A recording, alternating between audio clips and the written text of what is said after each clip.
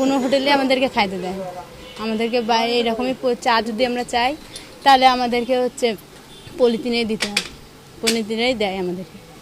গাইবান্ধার মহিমাগঞ্জের অনিতা বাসফোর চায়ের জন্য কাপের বদলে জুটল পলিথিন, কারণ বংশ পরম্পরায় তার পরিবারের পেশা পরিচ্ছন্নতা কর্মী। জন্মই যেন আজন্ম পাপ তাদের। তার গোত্রের বেশিরভাগের পেশা শহরের পথ ঘাট আর অফিস আদালত পরিষ্কার করা। এ যেন এক অভিশপ্ত জীবন। লাঞ্ছনা বঞ্চনা জীবনের প্রতিটি পদে পদে। মানুষের সমাজে বাস করেও তাদের নেই কোনো মানবিক মর্যাদা। সমাজের মানুষের দৃষ্টিভঙ্গিই এর কারণ। আপনি নিজে বলবেন যে ওরা চা খাই, আমি তো খাবো না এই দোকানে, বয়কট করলাম এই দোকান। এরকম আপনার মতো অনেকেই আছে যে দোকান এরকম বয়কট করতে চায়, বয়কট করেও। এটা তো সচরাচর হইতেছে আমাদের সাথে, বাধ্য হয়ে আমাদেরকে এরকম করতে হচ্ছে।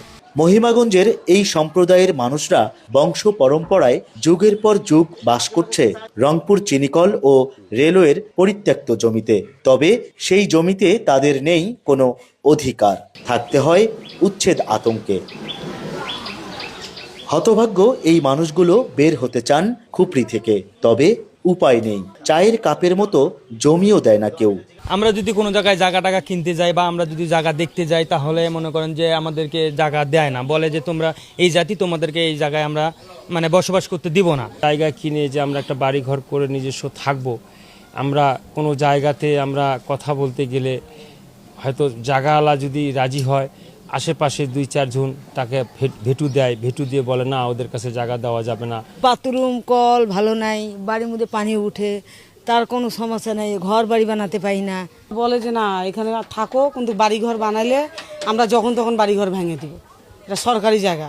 কোনো আমাদের বয়স্ক ভাতা নাই, ফুঙ্গু ভাতা নাই, আমাদের জন্য কিচ্ছুই পাই না। আমরা এই কাঠের চাউল দেয়, আটা দেয়, ওগুলো কিচ্ছুই দেয় না আমাদেরকে। আমাদের কি নাই, আমরা কি নাগরিক নই?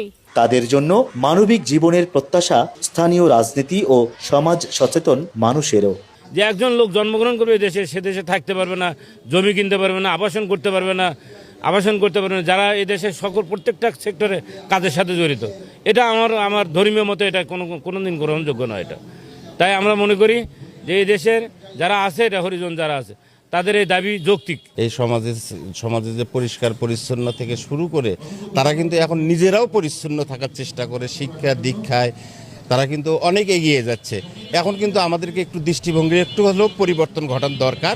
সরকারের সমাজসেবা অধিদপ্তর সাধারণ নাগরিকদের মতোই তাদের জন্য ব্যবস্থা রেখেছে নিয়মিত সহায়তার। তবে তাদের যে মূল সমস্যা, সেটির সমাধানে নেই কোনো উদ্যোগ।